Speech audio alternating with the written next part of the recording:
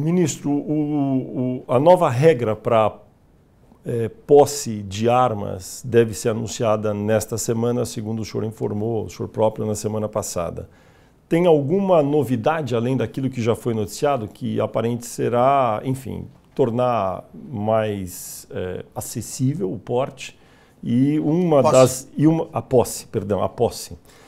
Uma das linhas de corte seriam os municípios nos quais a taxa de homicídios excedesse 10 para 100 mil habitantes. Isso daí é isso mesmo ou tem alguma novidade que o senhor possa contar para a gente aqui? Não, tem vários ajustes que estão sendo feitos, foram feitos ao longo do final de semana. Pode falar algum deles para nós? Não, porque é o presidente que fala. E essa questão, né, que já foi veiculada, né, dos 10 mil, para não ter nenhum risco de ficar nenhuma cidade fora, nós congelamos no estudo, no Atlas da Violência de 2018, que usa os dados de 2016. Isso. Então, congelando nisso, está lá no artigo, não tem risco de nenhuma cidade brasileira ficar fora. São todas? São todas. Porque a gente estava... 100%. 100%. Isso é muito interessante, porque quando a gente olha nos estados, a taxa realmente é maior em todos os estados, é mais de 10 para 100 mil nas 27 unidades da federação. Quando a gente desce ao nível de municípios, aí são cerca de 3.500 que tem essa taxa acima de 10 para 100 mil. E os outros ficariam de fora. E nesse caso, como faz? Não. É estados, unidades da federação. Não são municípios que serão considerados. Não. Entendi. Ou seja... Pelo conceito mais amplo, está todo mundo incluso. Até porque isso é interessante. O que é a gente retirar a discricionariedade, né? Dar objetividade à efetiva necessidade que está na lei, né? E cumprir a vontade da população. Agora, o senhor em sabe. 2005, vamos repetir, o Brasil gastou dinheiro público, chamou a população, 64% da população brasileira disse que era a favor do direito à legítima defesa. Apenas 3% da população naquela época tinha uma arma registrada.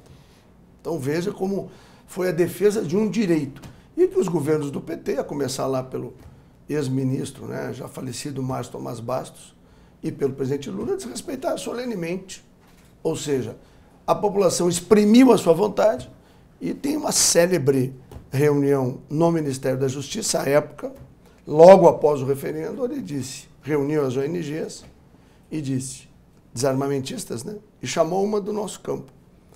E naquela época eram muito poucos que defendiam o direito à legítima defesa. Nós éramos uns 10 lá no Congresso, dentre os quais eu me incluía, né? O Bolsonaro também. E o que o ministro disse? Perdemos o referendo e não esperávamos. Mas temos o governo, a caneta e vamos desarmá-los, quer eles queiram ou não queiram. Isso foi dito, e isso foi feito.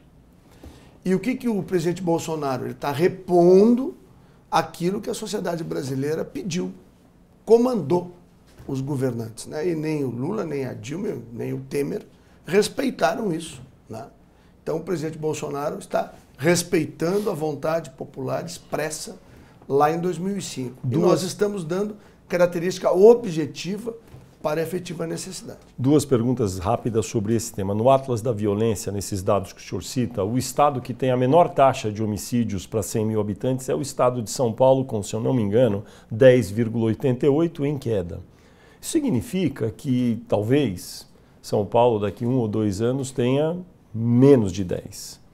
Se essa linha de corte estiver na regra, quando um estado descer abaixo de 10, ele automaticamente, para os seus cidadãos que ali residem, tem um tratamento diferente ou não? Não, porque a regra está congelada em 2016. E não há uma previsão de... Não tem nada escrito lá no decreto de que se eventualmente cair para zero. Não a regra está lá, então, e ela foi feita assim. O ministro da Justiça desejava que tivesse um conceito específico, né? Isso foi feito. Então, isso foi feito. E como nós também pensamos que poderia haver algo assemelhado, Santa Catarina também tem um índice em queda, né? Então, nós tomamos o cuidado de fazer o congelamento nos dados de 2016 né? Então não há nenhum risco de nenhum cidadão brasileiro e nenhuma cidade brasileira não ter o seu direito à posse de arma ser respeitado. Muita gente argumenta que o aumento das armas com as pessoas pode aumentar a criminalidade. O senhor rejeita esse argumento? Não, mas vamos lá. O meu estado, onde nós ganhamos o referendo por 82%, o Rio Grande do Sul, sempre foi o estado mais armado do país, com os mais baixos índices de homicídio por 100 mil. Isso historicamente. Bom, qual foi o resultado dessa canetada do Márcio Tomás Bastos lá em 2005?